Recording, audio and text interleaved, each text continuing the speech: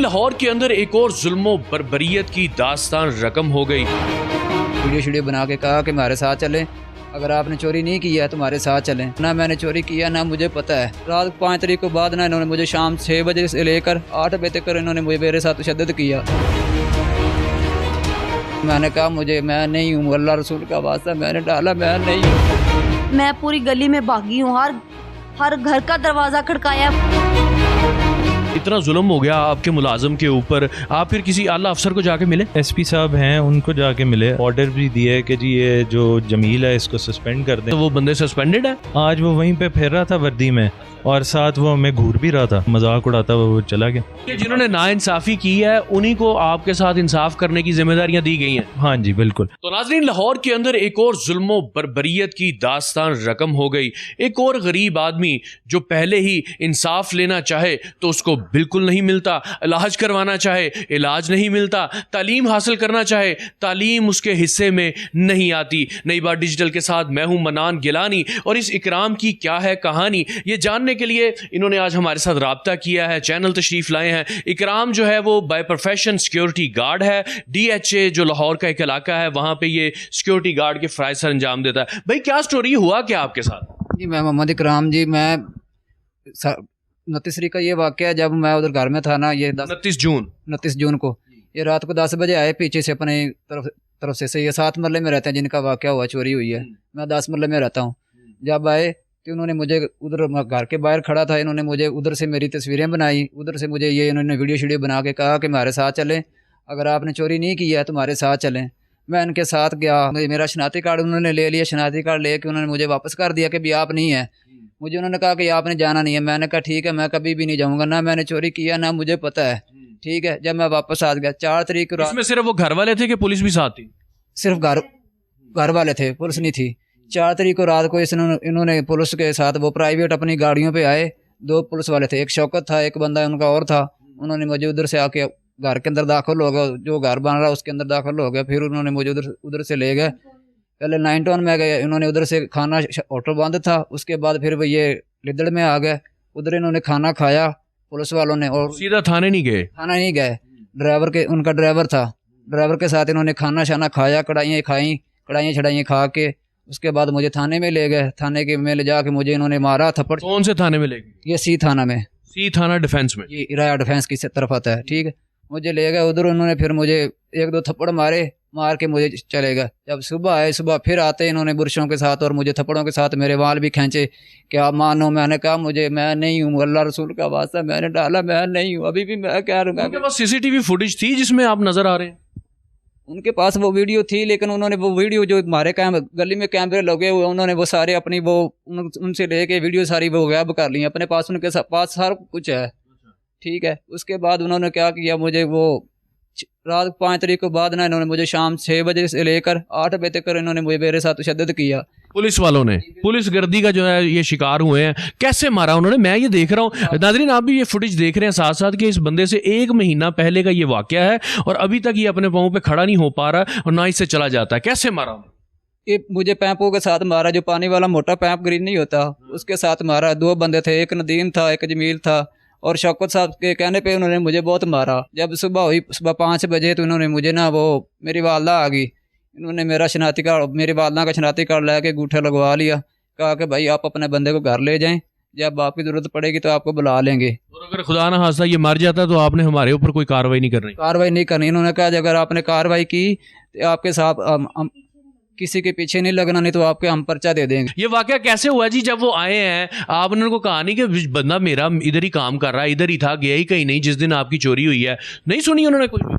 उन्होंने गेट खोला, हम सो रहे थे, बच्चे भी मैं भी, आके हमारे पांदी वाली साइड पे आके खड़े हो गए हैं और आके आवाज लगाई है, ये सो रहा था, मैं उठ गई। मतलब कि वो घर के अंदर आ गए, चादर चार दीवारी का कोई तकद्दुस नहीं, कुछ नहीं, सीधा अंदर दनाते हुए आ गए और आपकी 4 पहियों के ऊपर आके बैठ गए? बिल्कुल ऐसे ही सीधा वो आए, आके आवाज लगाई है, मैं उठी हूँ, ये सो रहा था। उस दिन ये काम बहुत ज्यादा कर रहा था, थका हुआ था, उस दिन इसको बुखार बहुत ज्यादा था, ये सो रहा था। मैंने फिर इसको ऐसे उठाया और उठाते ही इसने ना हमारे घर के जो ओनर है मोहित साहब, उनसे बात करने की उन्होंने फोन खींच के फेंक दिया ऐसे जोर से, कोई जरूरत नहीं, जेड़ा तेरा मालिक है उसे वेख लवांगे उन्होंने, बस ऐसे करके बाहर ले गए। मैं इसके पीछे गई हूँ, उनकी गाड़ियां 7-8 थी, कोई पुलिस वाला उनकी की नहीं, पुलिस वालों की। जिनकी चोरी हुई है हमाद, उनकी गाड़ियां थी 7-8, वीगो हाथ डाले ही थे बस। आपने उस फैमिली से बात करने की कोशिश नहीं की कि भाईजान मेरा बंदा मेरे पास है, मैं इसके यहीं पे ड्यूटी कर रहा है? चोरी हुई है उस दिन, ये अपने घर के बाहर हम खड़े हुए थे, बाइक इसकी खराब थी,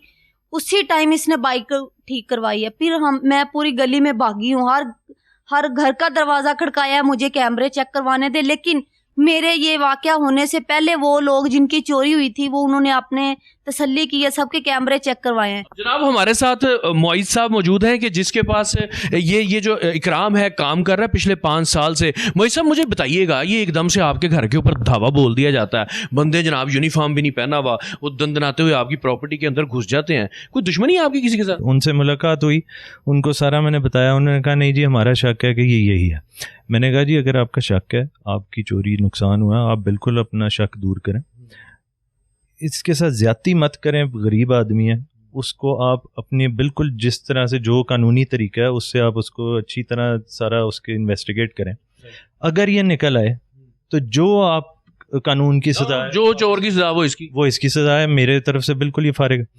फिर इन्होंने कहा जी हम इसको उधर जाए वकूआ पे ले जाते हैं, अगर वहाँ पे वो जिन्होंने उस चोर को देखा है वो लोग अगर इसको कर लेते हैं, पहचान लेते हैं, तो फिर आप इसको कोई बात नहीं करेंगे। मैंने कहा जी बिल्कुल फिर बात है, मैं क्यों करूँगा, अगर कोई माँ इसको पहचान लेता है और यही था तो फिर मैं क्यों उसकी साइड। आपकी उस टाइम वो बात पे कन्विंस नहीं हो रहे, तो फिर एंड में वो माने कि नहीं माने कि यार ये वो हमारा बंदा नहीं है, क्योंकि ना तो ये गंजा है, मैंने सुना है कि जिस चोर ने चोरी की उसका कद हाइट भी लंबी थी, उसकी हाइट में भी फ़र्क था, उसका कुछ इस चेहरा भी इससे मतलब कुछ हुलिया मिलता जुलता था, जो उन्होंने हमें फुटेजेस दिखाई उसमें मिलता जुलता था, लेकिन उसका थोड़ा वो हाइट में भी फ़र्क था। और उसकी एक और तस्दीक ऐसे हो गई कि जिन खातून ने उसको देखा था चोर को, उन्होंने उसको बुलवा के, उन खातून को बुलवाया, उनको बुलवा के उनसे पूछा, दिखा के इसको कि जी इसको आप आइडेंटिफाई करें, यही है वो बंदा।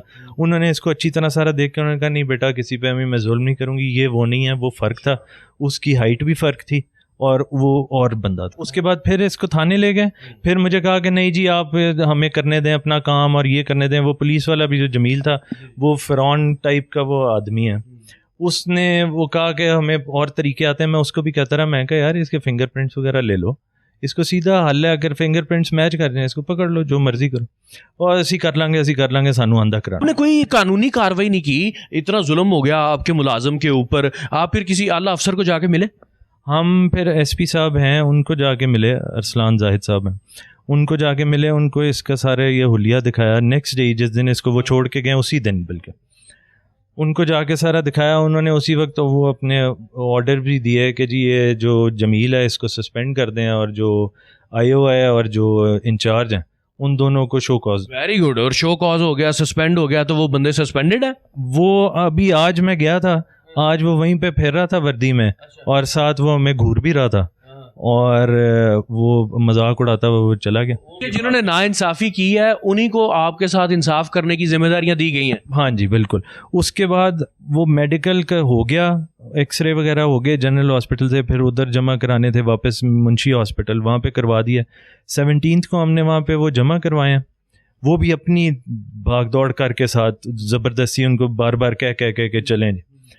उसके बाद अब 19 से हमारा वो वहाँ पे वो उसकी रिपोर्ट आ चुकी हुई है, और ये हमें आज तक वो मेडिकल इसका ला के नहीं दे रहे कि ताकि हम आगे कोई कार्रवाई ना कर सकें। बाजी आप बताएं क्या अब अपील करना चाहेंगी? ज़ाहिर सी बात है नाइंसाफ़ी आपके साथ हुई, ज़्यादती आपके साथ हुई, वाहिद आदमी था आपके घर का कि जो कमाता था, 4 बच्चे हैं आपके, क्या अपील करना चाहिए?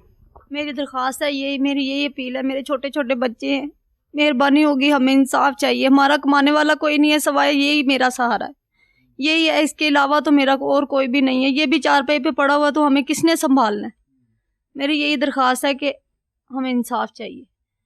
जनाब यहाँ पर हर शहरी जो है वो इंसाफ मांग रहा है, दुहाइयाँ दे रहा है। न जाने वो लोग जिनकी जिम्मेदारियां हैं इनको इंसाफ देने की, वो किधर चले गए हैं और वो क्या कर रहे हैं। जबकि यहाँ पर आईजी पंजाब साहब भी हमें बुलंदोबांग दावे करते हुए नज़र आते हैं हर वक्त कि जी इंसाफ मिलेगा, आपके घर तक मिलेगा, और बड़े एमरजेंसी नंबर्स भी दिए जा रहे हैं। लेकिन सूरत हाल ये है कि यहाँ पर जो गरीब है वो अभी भी पिस रहा है, उसके पास इंसाफ ख़रीदने के पैसे नहीं है, उसके ऊपर तशद्दुद होता है, तो वो दवाई खरीदने के उसके पास पैसे नहीं हैं। इसके साथ ही अपने मेज़बान मनान गिलानी को इजाज़त दीजिए। अल्लाह हाफिज़।